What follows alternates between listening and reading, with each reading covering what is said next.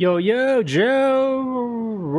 Whoa, I fucking yeah, that was a thumbnail pic. Alright, so quick video. So it's more of a heads up video because this is something that I guess I've experienced with myself. Making my YouTube videos and also live streaming, as well as Paul when he does his videos, right? Obviously, privacy is very important, especially in the fucking internet, right? If you have a slip up where, like, you know, some personal information can get viewed on the internet, you know, there's always like people that want to be pricks and they can like want to try to exploit that information against you, right? You know, so privacy is very important, and trying to like use common sense and like good practice to avoid any accidental leaks, like good hygiene, right? You want to make sure you take care of yourself or else bad things can happen, right? So same thing with the internet. You want to practice good hygiene for the fucking internet, right? While editing pause videos or tech news or something like that, every now and then there'll be like parts of the video where like his email will pop up and we have to blur it out, right?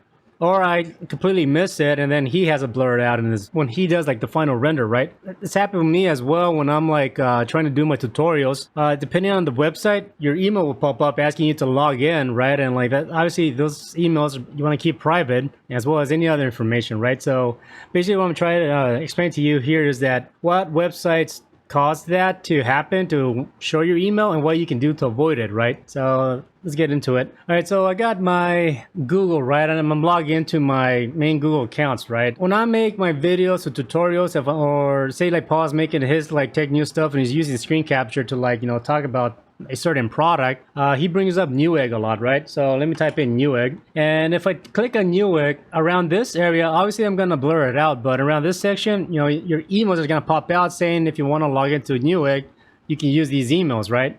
So if I click on this, it should be around here. Boom. As you can see here, it popped up, right? You have a little window asking you to sign in with Google, and a few of my accounts pop up to ask you if you want to log in. Now, obviously, I'm blurring this out, but if you're live streaming and you know you're inside your main Google like account on the web browser, this could happen to you. And obviously, if you're streaming, you don't want that, right? What I do, and I started doing, and so has Paul, is that use a completely different web browser that has none of your information logged in, right?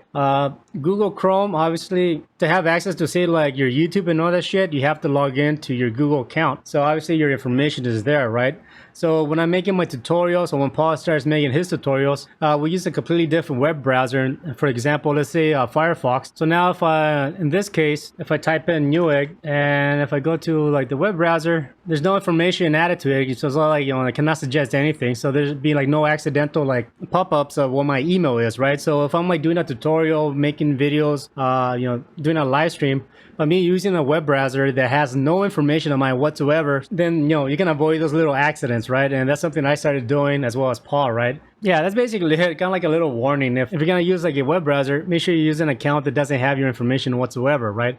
Even this happened to PewDiePie once, is that if you have a main web browser, say like Google Chrome, and you feel lonely at night and you want to search your weird furry porn or some bullshit, obviously that's going to be in your search history, right? So that could pop up in your search history by accident or whatever. So if you use Firefox strictly for nothing but, you know, your damn like tutorials, then you won't have any accidental search results pop up and shit like that. Like, I personally don't give a fuck about that shit. I mean, it's not like, yeah, I've looked up porn, big deal.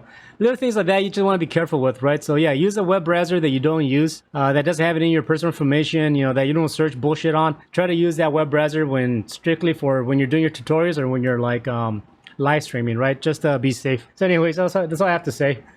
Quick video. Hope it helps. Take care and peace.